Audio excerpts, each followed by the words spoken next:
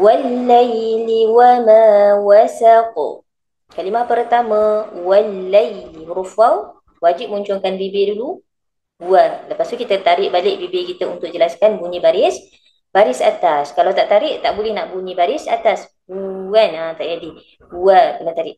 Okay, terus kita masuk terus pada huruf lam yang bersabdu. Walla. Huruf yang bersabdu kita kena tekan sikit. Wal-laili. Laili. Ya mati dan bertanda mati. Di situ kita boleh panggil ya lin.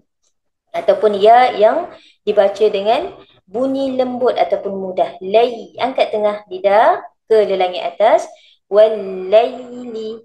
Wal-laili. Jangan baca wal-laili. Jangan bunyi lai. Tapi lai. Biar bunyi dia lembut sahaja. Wal-laili wa ma. Wal-laili wa ma. Ma dua harakat.